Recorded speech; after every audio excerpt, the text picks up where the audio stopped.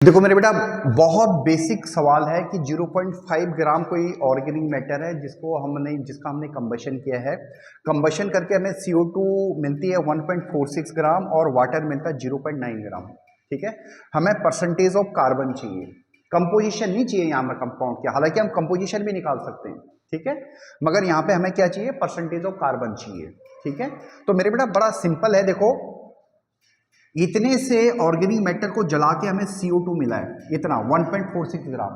ठीक है, और हमें मालूम है मेरे बेटा CO2, देखो CO2 44 ग्राम CO2 में जो कार्बन होता है, यानी CO2 का जो मास है, मोलर मास है 44 ग्राम है। 44 ग्राम CO2 में जो कार्बन होगा वो होगा 12 ग्राम।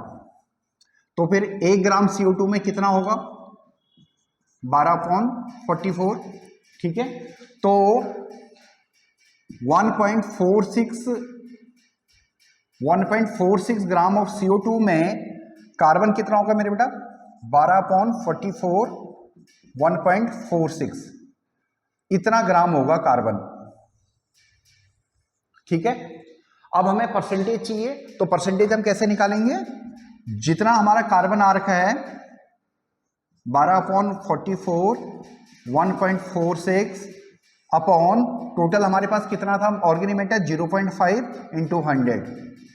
ठीक है, आप इसको सॉल्व कर दीजिएगा, 79.6 परसेंटेज आ जाएगी मेरे बेटा। सॉल्व कर देना इसको। कई बार ऑप्शन में अगर उसने 80% दिया है तो आप अप्रोक्सीमेट करके 80% भी बोल सकते हो। ठीक है, तो बड़ा सिंपल क्वेश्चन है मेरे बेटा। इस क्वेश्चन को भी हम अपने 9th के स्टूडेंट को कराते हैं। तो सिंपल क्वेश्चन था, ये IIT JEE में आया हुआ है। इसमें हमें इस ऑर्गेनिक मैटर की कंपोजिशन नहीं बतानी है, ठीक है, परसेंटेज ऑफ कार्बन बतानी है। उसी तरह से हम परसेंटेज ऑफ हाइड्रोजन भी निकाल सकते हैं। ठीक है, होप सो आपको समझ में आया होगा। Thank you.